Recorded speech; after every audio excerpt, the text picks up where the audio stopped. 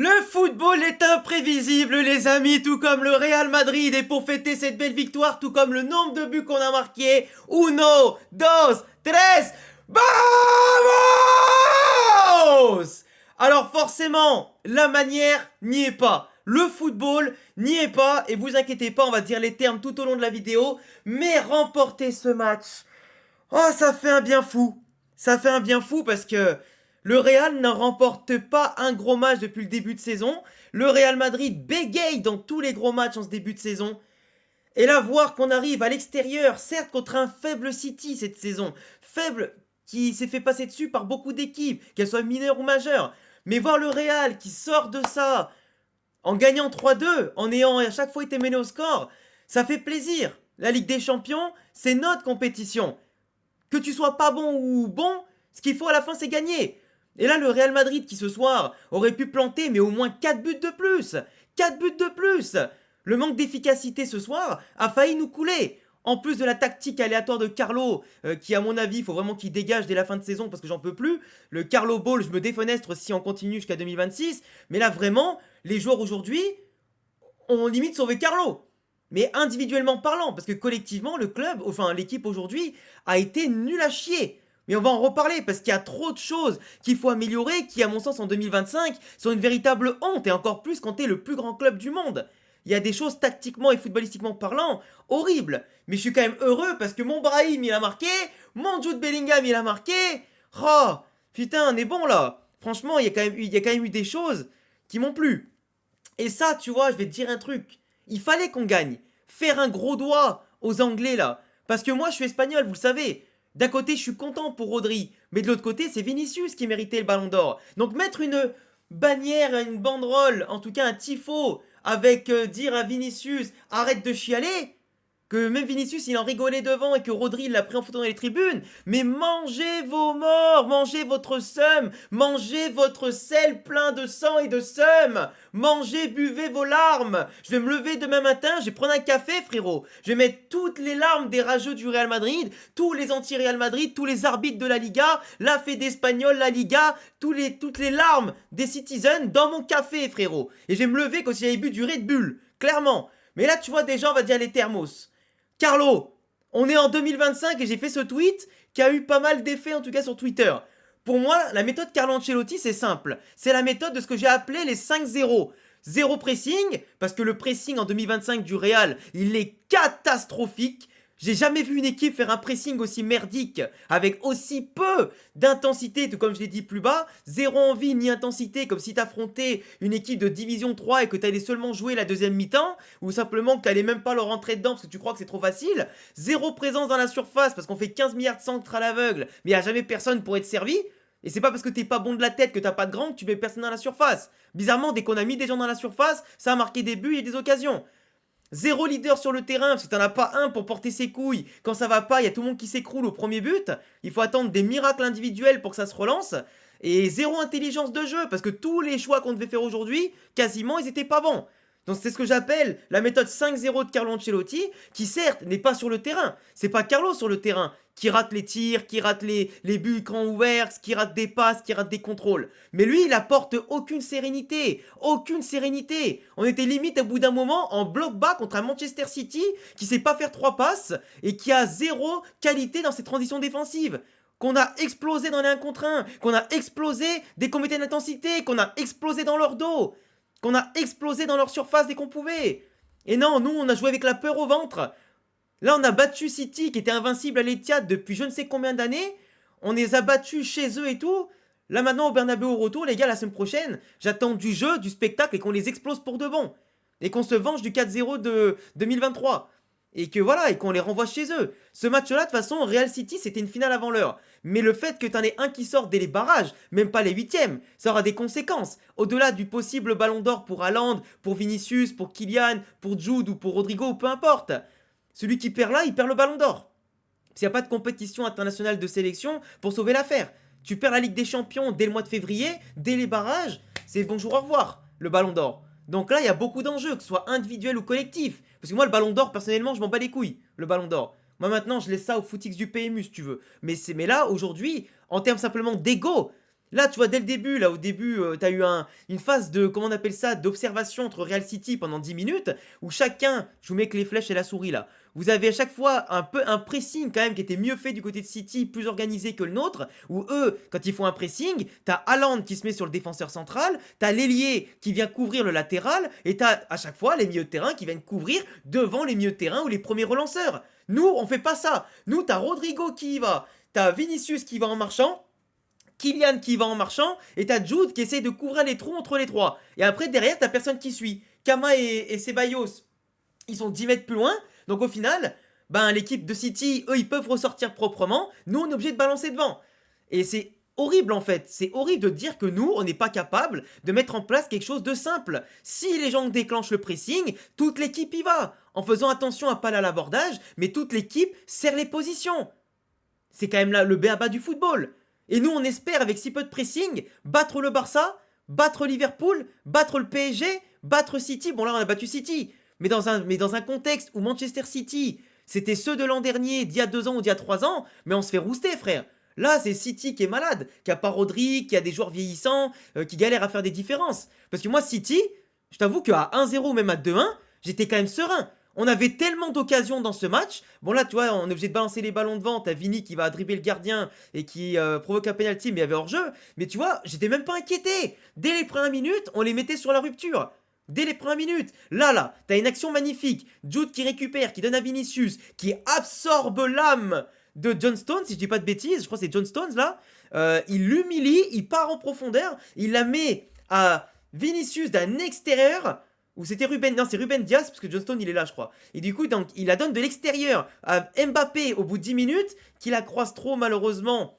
Et du coup il marque pas. Mais tu vois au bout de 10 minutes, on avait déjà des occasions. On avait déjà de quoi montrer que dans l'intensité on pouvait y aller, qu'on n'allait pas jouer bloc bas du tout, et qu'en plus la vitesse de Rodrigo, Vinicius, Kylian, comme je vous l'avais dit dans l'avant-match, ils allaient se balader entre le milieu de terrain, la défense, parce qu'il y a un écart monstrueux de côté de City, et dès que tu récupères la balle, t'es en position de 1 contre 1. De 1 contre 1. Et après, il n'y a plus de couverture derrière.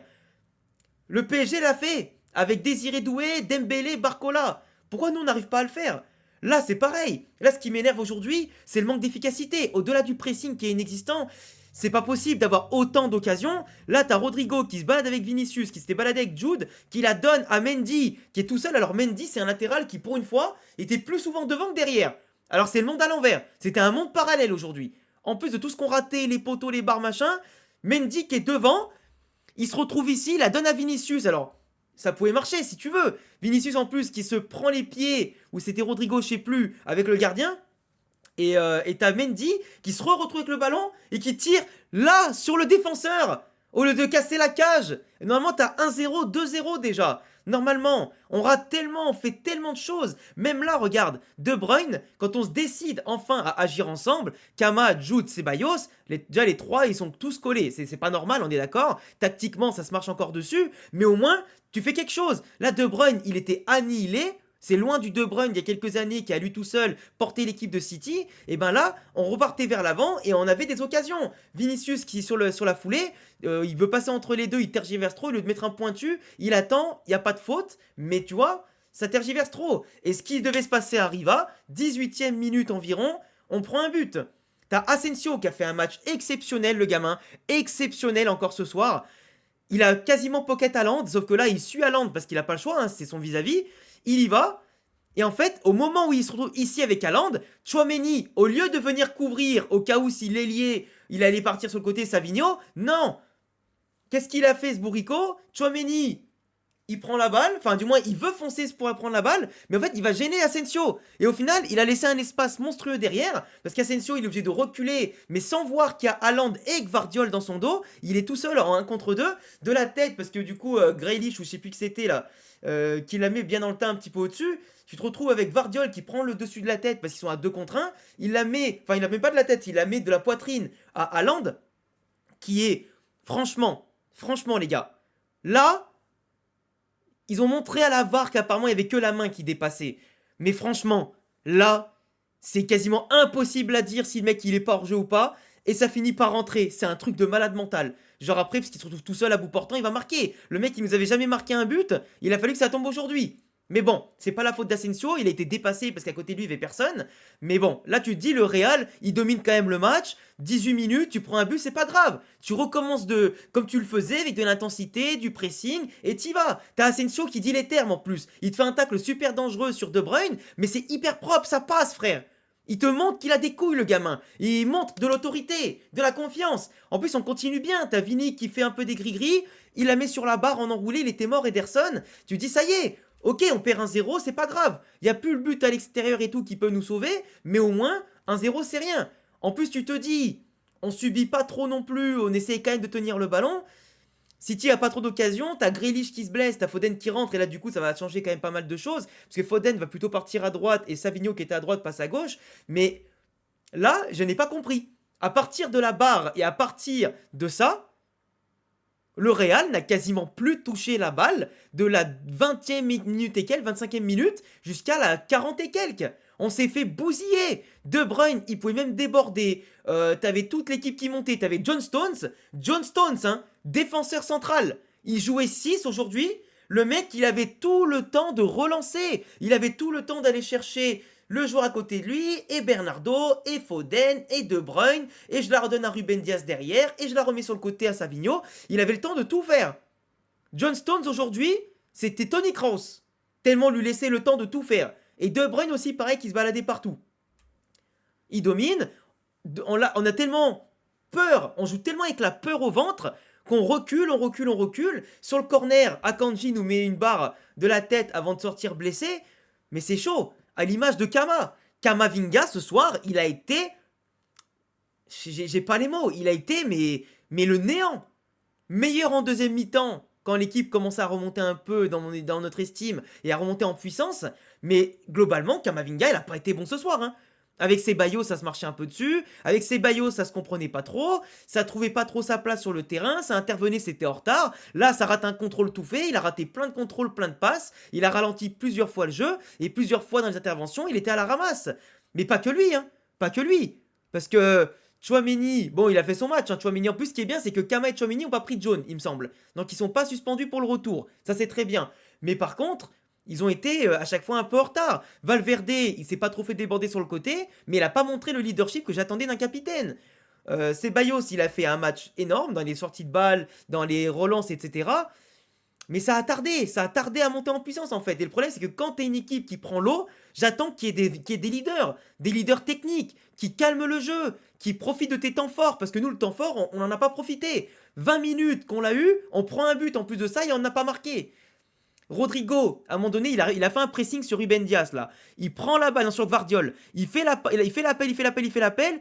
Là, Mbappé, il fait l'appel comme ça, Vinicius ici. Au lieu de la donner à Kylian qui est sur son pied fort et en plus qui est libre de tout marquage, il veut continuer sur Vinicius en lui mettant trop loin. Que des mauvais choix. Que des mauvais choix. Après, Rodrigo, attention. Hein. Rodrigo, ça a été le meilleur. Ça a été le meilleur des 4 fantastiques. Encore une fois. Mais que de mauvais choix. Là, Rodrigo, par contre, il fait un très bon choix, pour le coup. Il la met entre les jambes en plus du numéro 5, qui va jusqu'ici. Kylian, fin de mi-temps. Au lieu de se dire, j'ai le temps de contrôler, ou au pire, je me couche bien sur la balle, il met toute sa frappe, elle part au-dessus, frère. Et ça, c'est pas normal. À la mi-temps, c'est pas normal. Et je sais pas ce qu'Ancelotti leur a dit. Mais en tout cas, c'était pas suffisant. Parce que dès le début de deuxième mi-temps, pareil, on retouche plus la balle. Haaland, il a le temps de faire un crochet ici, la contrôler d'avancer, mettre une barre avec Courtois qui était battu. Je comprends pas. On fait un pressing moisi avec Vinicius qui court derrière Gvardiol, Rodrigo qui se met juste devant lui, mais ils y vont pas à fond. Ils y vont pas. Normalement là, Kylian, t'es censé être ici, Jude ici, ou du moins un autre comme Kama ici, et Jude couvrir ici. Et non, on fait pas de pressing, on fait rien. On fait rien. Moi, au bout d'un moment, les gars, je pétais un plomb. Ça manquait d'envie. J'avais l'impression que les joueurs, ce soir, ils étaient déconnectés. Qu'ils avaient oublié qu'on jouait la Ligue des Champions. Et je pense qu'ils pensaient trop au match retour en se disant, ok, si on se rate, il y a un match retour. Mais non, les gars. Là, le but, c'est d'aller gagner pour se mettre dans les meilleures conditions et tuer les espoirs de City dès le match aller. C'est déjà une honte qu'on sorte de ce match-là sans avoir marqué au moins 4 buts. Mais faites au moins l'effort de défendre. Faites au moins semblant. J'en sais rien. Et les 4 fantastiques, ils sont censés donner l'exemple. Mais ils le font pas. Ils le font pas. Comment tu veux que l'équipe suive des leaders qui sont inexistants? Là, des fois, t'avais une occasion qui était pas mal. Belle sortie de balle. Vinicius qui centre pour la tête de Jude, elle passe à ça à côté. C'est dommage, tu vois. On s'applique pas. Et là, il a fallu attendre. Mais alors là, là, franchement, ça va mourir de rire. Qu'on se mette d'accord. C'est un but de FIFA buggé. Parce que là, coup franc pour nous, avec provoqué par Ceballos. Valverde qui tire dans le mur, ça revient sur Ceballos. Il voit l'appel de Mbappé, alors il la dépose, mais alors magnifique. Et il faut que Mbappé se dévisse, mais il se dévisse totalement, qu'elle fasse je sais quoi comme mouvement, qu'elle retombe dans la cage, frère. C'est le but le moins fait exprès de sa carrière. Après, il fait quand même le geste pour marquer, hein. Mais là, clairement, nous, nos meilleures occasions, elles rentrent pas. Et même quand on fait pas exprès, ça rentre. Alors là, par contre, il va falloir m'expliquer un peu la logique du football, hein. Mais bon, après, tu te dis, là, ça y est, il y a 1-1. Eux, ils avaient leur temps fort, ils en ont pas marqué pendant leur temps fort. On y va, on peut y aller. Jude, qui rate une occasion, mais encore, mais Jude en ce moment, il essaie tellement de marquer qu'il se précipite. Parce que là, il y avait mieux à faire. Il y avait vraiment mieux à faire. Même si Ederson sort bien, qu'il la touche du haut de la cuisse ou du genou, je sais plus, il y a mieux à faire. Et là, par contre, là, j'ai pété un plomb. Là, j'ai pété un plomb, les frérots. Là, j'ai pété un plomb. En plus, le pauvre, ça tombe sur Ceballos. Ça tombe sur Ceballos qui fait un gros match. Et là, le pied de Foden, mais il est à peine sur la ligne, quoi. En fait, on n'a pas de vision de caméra au-dessus. Mais pour moi, Foden, il marche sur la ligne. Et sur la ligne, c'est pas penalty. Il a légèrement le pied dedans, le bout du pied dedans, mais la faute, elle est en dehors, quoi. C'est ça que je comprends pas. Ou alors, peut-être que c'est moi qui est bigleux, je sais pas, hein. Mais après, il y a penalty, peut-être, hein, à 99%. Mais moi, j'ai un doute à 1% de me dire, putain, mais le pied, il est à peine dedans, mais tout le corps, il est là, quoi. Donc je me dis, putain, mais et là, on voit mal avec la caméra, on voit hyper mal. Mais après, il y a penalty, hein, il y a faute, de toute façon, il lui rentre dedans. Parce qu'il rate son intervention, et après, c'est Foden qui va lui tomber dessus. Mais ce que je veux dire, c'est que Ceballos, de base, il est en retard. S'il avait touché le ballon avant, il n'y aurait pas eu penalty. Mais là, le problème, c'est qu'il rate le ballon, et après, il lui met le coup de genou dans le genou. Et ça fait super mal. Mais là, en fait, sur l'angle, t'as l'impression qu'il est sur la ligne, et qu'il est pas dedans, en fait.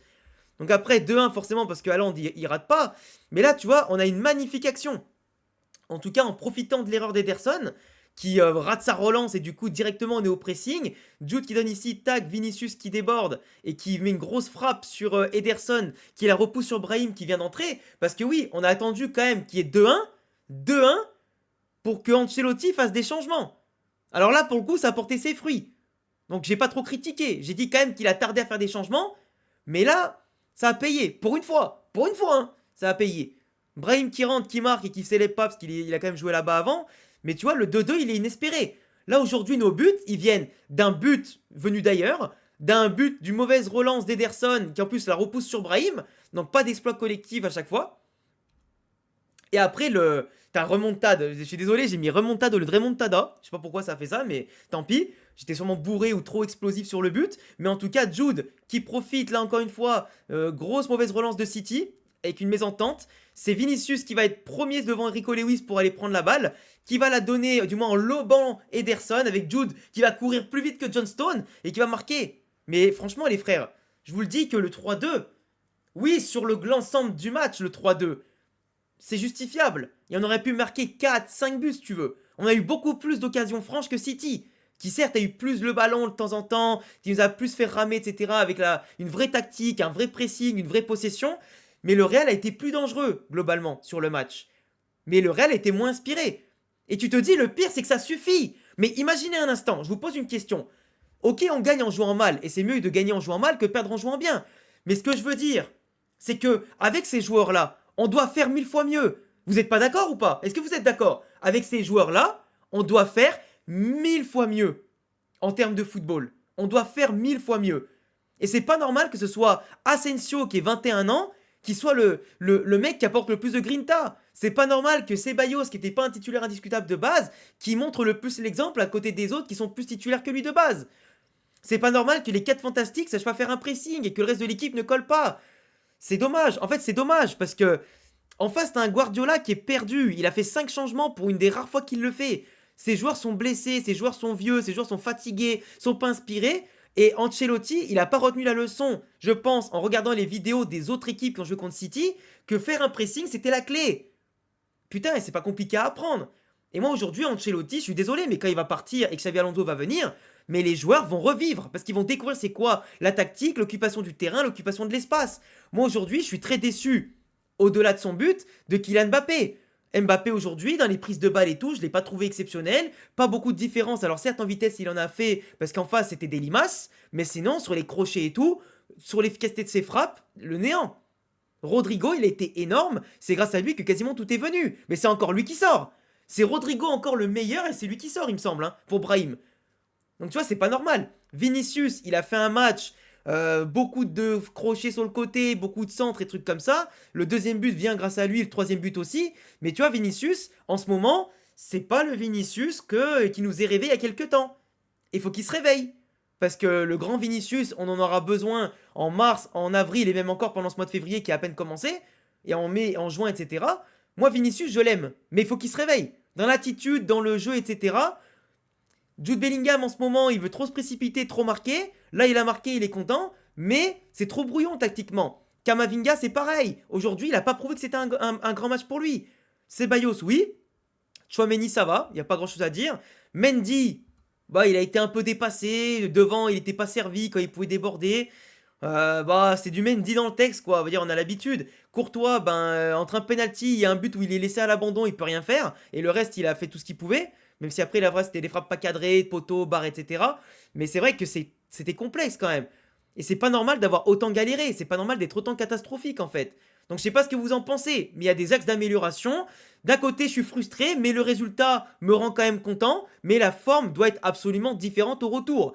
Et au retour, je veux qu'on tue le match dès la première mi-temps. Je veux qu'on ait 2-3-0 dès la première mi-temps ou l'heure de jeu. Parce que ce City-là, c'est interdit qu'on les laisse en vie. C'est interdit qu'on passe pas. Et après qu'on aille défier les Leverkusen et l'Atlético Madrid, peu importe, mais va falloir se bouger le cul. Donc je sais pas ce que vous en pensez, j'attends tous vos avis dans les commentaires, abonnez-vous, cochez la cloche, mettez le petit pouce bleu, et en attendant on se retrouve dès demain pour une autre vidéo sur ce match, car j'ai des choses à dire à part ça, plus à froid, et je pense qu'on va encore beaucoup en parler. Merci à tous ceux qui m'ont écouté, c'était Alexandre, et passez une bonne soirée, ciao.